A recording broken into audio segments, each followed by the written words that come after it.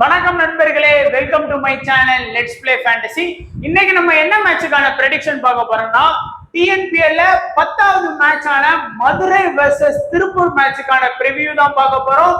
அதுக்கு முன்னாடி நீங்க நம்மளுடைய டெலிகிராம் சேனல்ல ஜாயின் பண்ணல அப்படின்னா மறக்காம ஜாயின் பண்ணிக்கோங்க. முதல்ல பாத்தீங்க அப்படின்னா நம்மளுடைய Telegram channel full and full வந்து ஃப்ரீயா தான் நம்ம பண்ணிட்டு இருக்கோம். மறக்காம டெலிகிராம்ல ஜாயின் பண்ணிக்கோங்க. உங்களுக்கு தேவையான எல்லா அப்டேட்டுமே நம்ம சேனல்ல கொடுத்துட்டு இருக்கோம். அது டாஸ்ல இருந்து ஃபைனல் டீம் வரைக்குமான எல்லா அப்டேட்டுமே நம்ம சேனல்ல ஃபுல் அண்ட் ஃபுல் ஃப்ரீ மட்டும்தான் ஃப்ரீ. ஏன்னா நம்ம சேனல் நேம்ல யாராச்சும் உங்ககிட்ட பெய்டா காசு கேட்டா கண்டிப்பா கொடுக்காதீங்க.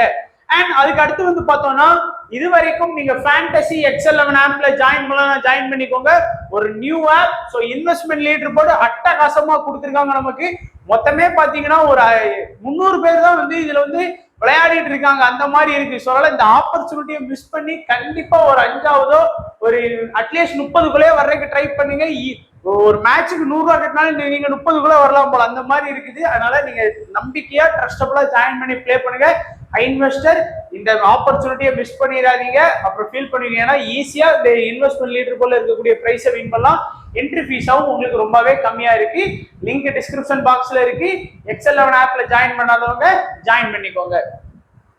And picture report. இன்னைக்கு மேட்ச் எங்க நடக்குது? நம்ம ஏற்கனவே சொன்ன மாதிரி முதல் ஒரு பார்ட் சேலம்ல நடந்தது. அடுத்து இப்போ கோயம்புத்தூர்ல நடக்குது. ஒரு 5 நாள் பாத்தீங்கன்னா கோயம்புத்தூர்ல இந்த மேட்சஸ் வைக்க போறாங்க. ஸோ கோயம்புத்தூர் பிச் பாத்தீங்கன்னா கம்பேர்ட் டு சேலம் பிச் ஓரளவுக்கு பாத்தீங்கன்னா கொஞ்சம் அட்வான்ஸ் இருக்கக்கூடிய பிச் தான். அதே மாதிரி பேட்டிங் பவுலிங் எல்லாத்துக்குமே நல்லா சப்போர்ட் பண்ணக்கூடிய ஒரு பிச்சா தான் பாத்தீங்கன்னா இந்த பிச் இருக்கும். ஸோ அதுதான் பாத்தீங்கன்னா கோயம்புத்தூர் SNR காலேஜில் உள்ள அந்த இதுதான் போட்டிருக்கு. நீங்க பாத்தீங்கன்னாலே உங்களுக்கு கண்டிப்பா தெரியும். டாஸ் வின் பண்ற கேப்டன் பாத்தீங்கன்னா பேட்டிங் ஃபர்ஸ்ட் எடுக்கிறதுக்கான பாசிபிலிட்டி இருக்குன்னு இருக்காங்க. அதே மாதிரி பாத்தீங்கன்னா ஃபாஸ்ட் பவுலர்ஸ்க்கு இங்க அட்வான்டேஜ் கண்டிப்பா இருக்குன்னு இருக்காங்க. அதே மாதிரி நம்ம சேலம் கிரவுண்ட் அப்படிதான். ஃபாஸ்ட்டுக்கும் சப்போர்ட் இருந்தது, ஸ்பின்னருக்கும் சப்போர்ட் இருந்தது, பேட்ஸ்மேனுக்கும் சப்போர்ட் இருந்தது. அதனால எல்லாருக்குமே பாத்தீங்கன்னா நியூட்ரலான பிட்ச் தான் போடுறாங்க. இவங்களுக்கு மட்டும்தான் அப்படிங்கிற மாதிரி போடல. இப்ப நீங்க IPL எடுத்துக்கிட்டீங்கன்னா ஃபுல் அண்ட் ஃபுல் பாத்தீங்கன்னா பேட்டிங்க்கு சப்போர்ட்டா இருந்தது. அதுவே நீங்க வேர்ல்டு கப்னு எடுத்துட்டீங்கன்னா ஃபுல் அண்ட் ஃபுல் பவுலருக்கு நல்ல சப்போர்ட்டா இருந்தது. ஆனா இந்த பிட்ச் எல்லாருக்குமே கலந்த ஒரு பிச்சா தான் போட்டுட்டு இருக்காங்க. அண்ட் லாஸ்ட் இயர் போன வருஷம் 2023 TNPL இந்த பிட்ச்ல நடந்த மேட்சஸ் எவ்வளவு அப்படின்னு பாத்தீங்கன்னா டோட்டலா நமக்கு 14 மேட்ச் நடத்தி இருக்கிறாங்க. அதுல பேட்டிங் ஃபர்ஸ்ட் பண்ண டீம் 5 தான் வின் பண்ணிருக்காங்க. ஆனா பேட்டிங் செகண்ட் பண்ண டீம் 9 முறை வின் பண்ணிருக்காங்க. ஆனாலும் பிட்ச் ரிப்போர்ட்ல பேட்டிங் ஃபர்ஸ்ட் தான் வின் பண்ணோம்னு இருக்காங்க. இந்த சேலம்ல பாத்தீங்கன்னா பேலன்ஸ்டா தான் இருந்தது. பேட்டிங் ஃபர்ஸ்டும் ஒரு ஈக்குவல் வின்னிங், பேட்டிங் செகண்டும் ஈக்குவலா தான் வின் பண்ணி இருந்தாங்க.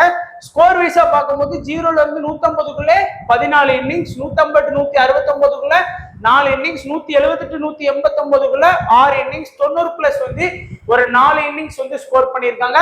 ஹை ஸ்கோர் நெல்லை ராயல்ஸ் கிங்ஸ் ஸ்கோர் பண்ணியிருக்காங்க 236. Low score Salem Spartan score பண்ணியிருக்காங்க 103. ரொம்ப இருக்கிறதே லோ ஸ்கோரா இந்த பிட்ச்ல இருக்கு. அண்ட் இப்போ நம்ம டைரக்டா ப்ரெடிக்ஷன் பாத்துடலாம். ஃபர்ஸ்ட் மதுரை டீம், அதாவது சிக்கிம் மதுரை பேந்தர்ஸை பொறுத்த வரைக்கும் அந்த டீமோட ஸ்ட்ரென்த் அப்படின்னு பாத்தீங்கன்னா முதல் மேட்ச் அவங்க சேலம் ஸ்பார்டன் கிட்ட வின் பண்ணாங்க. அதுவும் பாத்தீங்கன்னா ஒரு லக்ல தான் வின் பண்ணாங்க அப்படின்னு நம்ம சொல்லி ஆகணும். ஏன்னா முருகன் அஸ்வின் லாஸ்ட் 3 பால்ல 6 அடிச்சு வின் பண்ண வச்சாரு. அடுத்து தோத்துருக்காங்க திருச்சி கிராண்ட் சோலார்ஸ் கிட்ட, கேவலமா தோத்தாங்க. ஒரு 60+ ரன் வித்தியாசம். அதுவும் திருச்சி கண்டினியூஸா தோத்துட்டு இருந்த டீம். அவங்க கூட பாத்தீங்கன்னா மதுரை தோத்தது ஒரு ஆச்சரியமான ஒரு இதுதான். அதுக்கப்புறம் இப்போ டீம் பெர்ஃபார்ம் பார்த்தாச்சு. அதாவது 2 மேட்ச் ஆடி 1 வின் பண்ணிருக்காங்க, 1 தோத்துருக்காங்க. ஒரு ஆவரேஜான டீம் மாதிரி தான் இருக்கிறாங்க. அண்ட் இன்னிங்ஸ் ஓபன் பண்ணக்கூடியது ஹரி நிசாந்தும் லோகேஸ்வரும் தான் இன்னிங்ஸ் ஓபன் பண்றாங்க. ஹரி நிசாந்த் நல்ல எக்ஸ்பீரியன்ஸ் இருக்கு, நிறைய TNPL ஆன இதுல இருக்கிறாரு. அந்த டாப் 5 TNPL பெஸ்ட் பிளேயர்ஸ் பாத்தீங்கன்னா உள்ள வர்றாரு.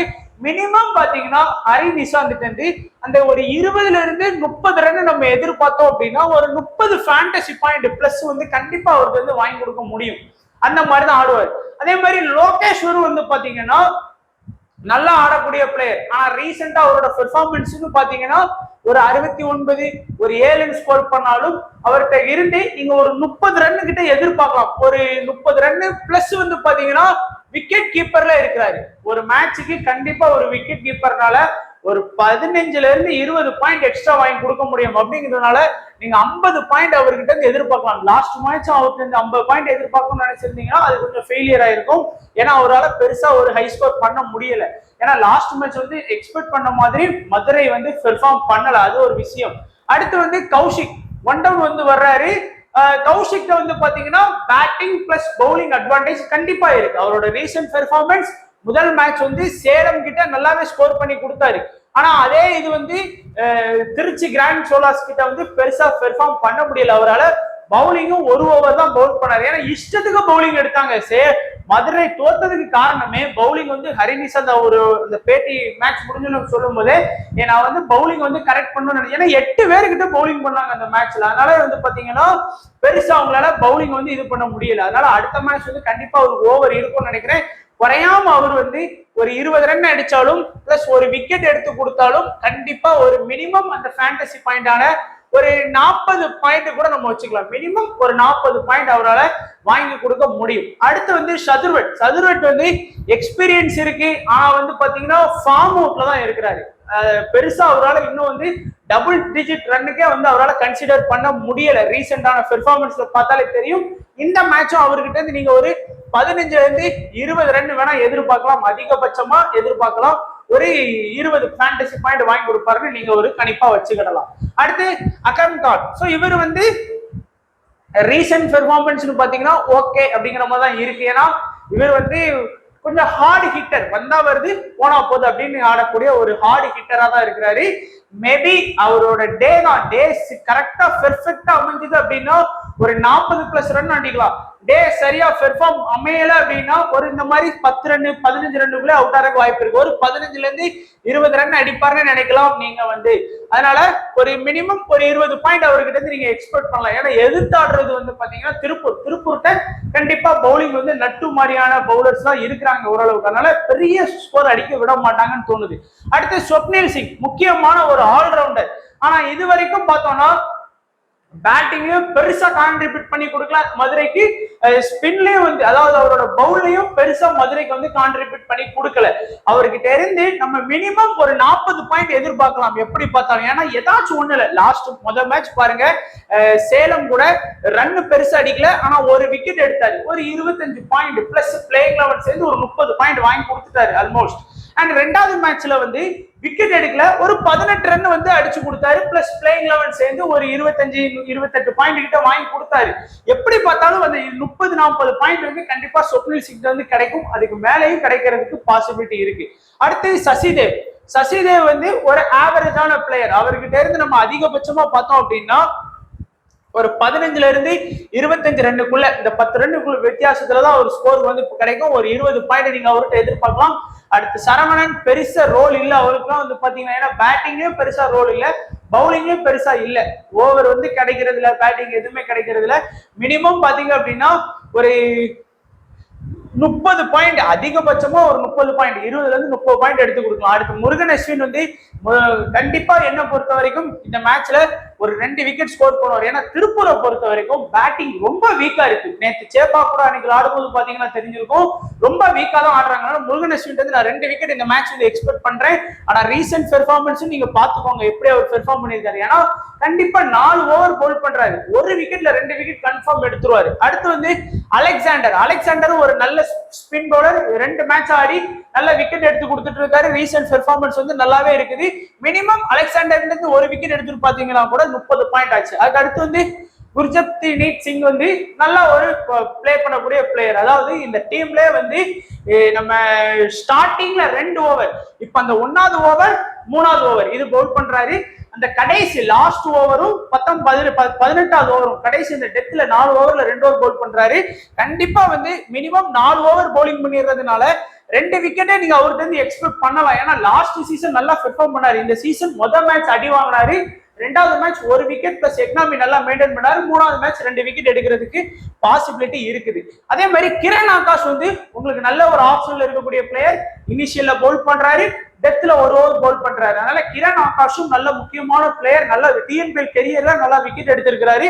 மேபி அவர் 4 ஓவர் கம்ப்ளீட் பண்றதுனால ஒரு விக்கெட்ல இருந்து 2 விக்கெட் வரைக்குமே எடுத்து கொடுக்கலாம். ஏன்னா திருப்பூர் ஒன்றும் பெரிய ஸ்ட்ராங் ஆடக்கூடிய பேட்டிங் லைனப் இல்ல அவங்க கிட்ட. அதனால குறைஞ்சது 1-2 விக்கெட் வந்து நீங்க எதிர்பார்க்கலாம். ஒரு 30+ பாயிண்ட் கண்டிப்பா அவருக்கு வந்து கிடைக்கிறதுக்கு பாசிபிலிட்டி இருக்கு.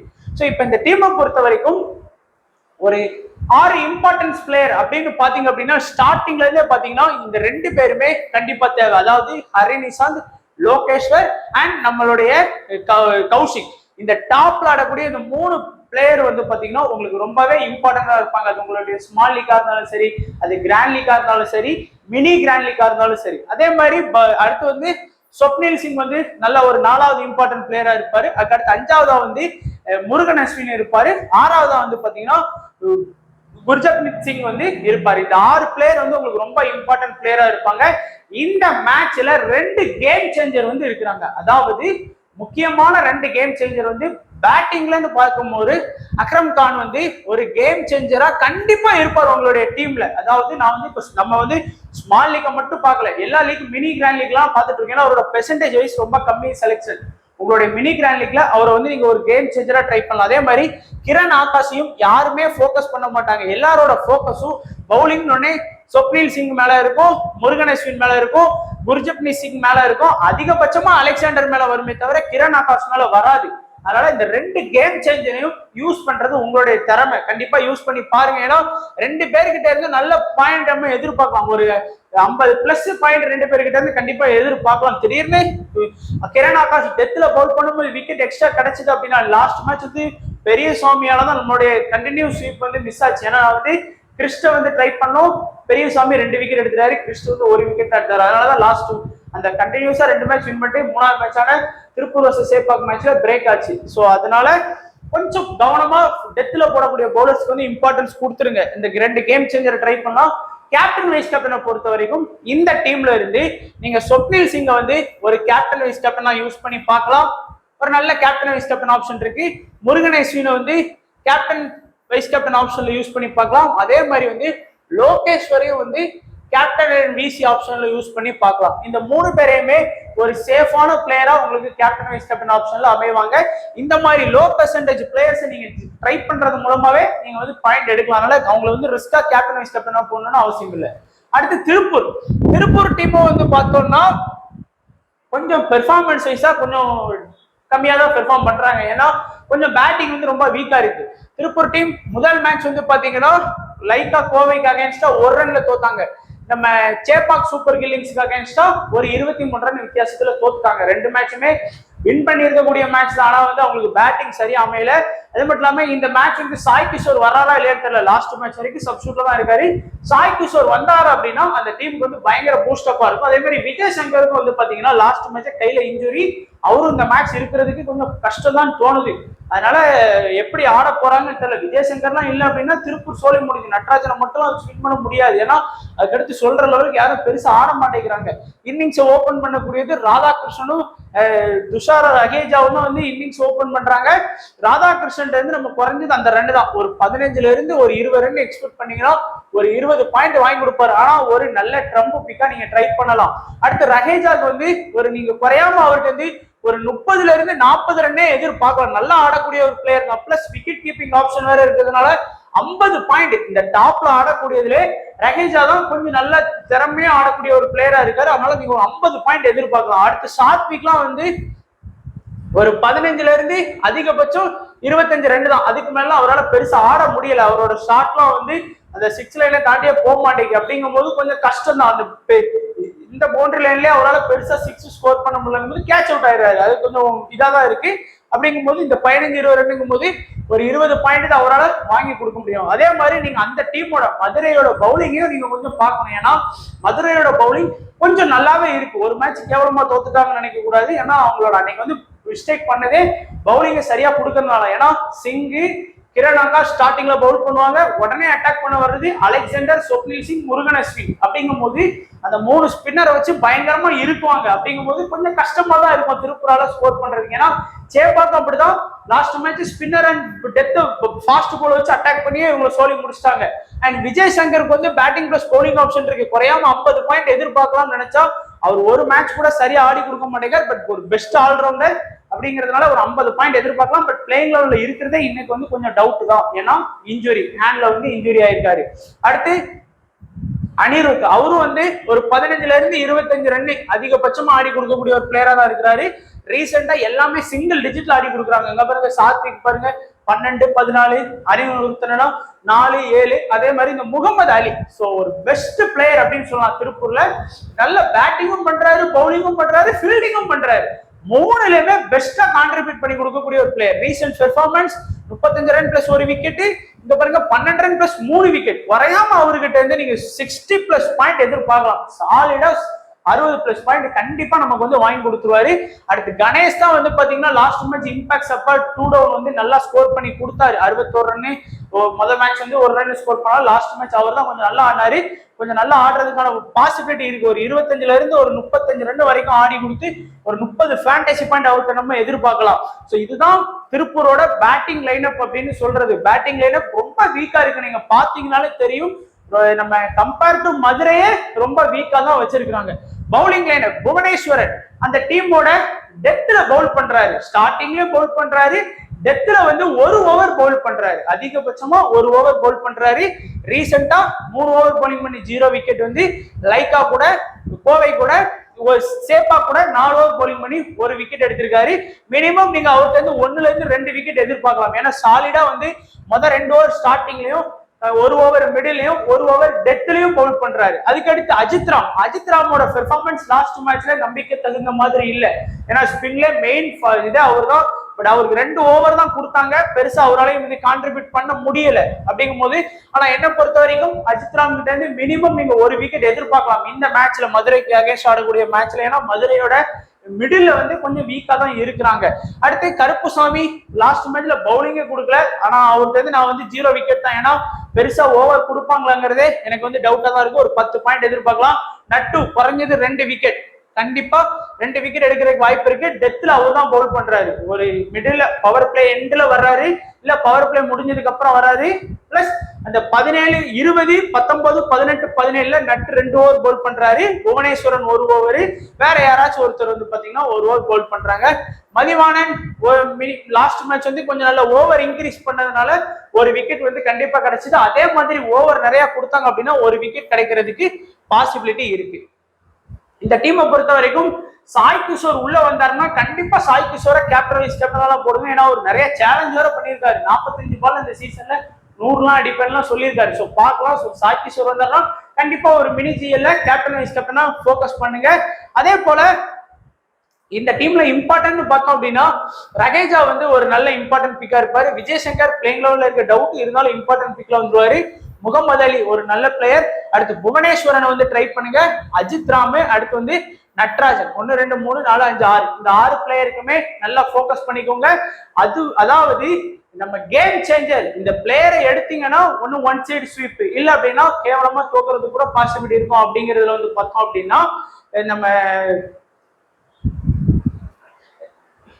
கணேஷ் வந்து ஒரு கேம் சேஞ்சரா யூஸ் பண்ணி பார்க்கலாம். மேபி உங்களுக்கு வந்து நல்லா அன்னைக்கு மாதிரி ஒரு நல்லா ஸ்கோர் பண்ணாரா ஒர்க் ஆகும். அதே மாதிரி ராதாகிருஷ்ணனையும் நீங்க கேம் சேஞ்சரா ட்ரை பண்ணி பாருங்க.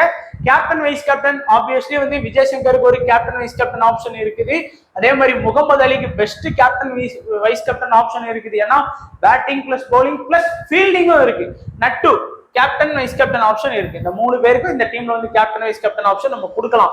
ஸ்மால் லீக்கா இருந்தாலும் சரி, கிராண்ட் லீக்கா இருந்தாலும் சரி, மினி கிராண்ட் லீக்கா இருந்தாலும் சரி. இப்போ வந்து நம்மளுடைய ஒரு சேஃபான ஸ்மால் லீக் டீம் பாத்தீங்கன்னா ஃபுல் அண்ட் ஃபுல் வந்து ஒரு சேஃபான பிக்கா தான் நம்ம எடுத்திருக்கோம்.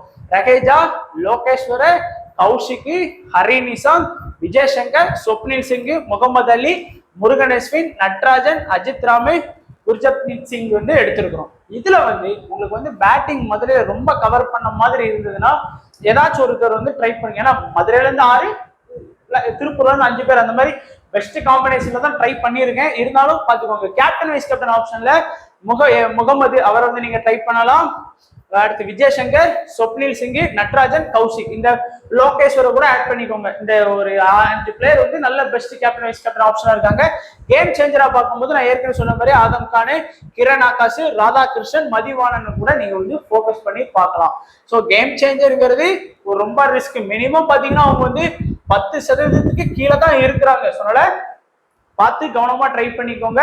ஸோ கேப்டன் வைஸ் கேப்டன் கொஞ்சம் கரெக்டா செட் பண்ணீங்கன்னா வின் பண்ணிடலாம் டீம் பேரை பொறுத்த வரைக்கும்.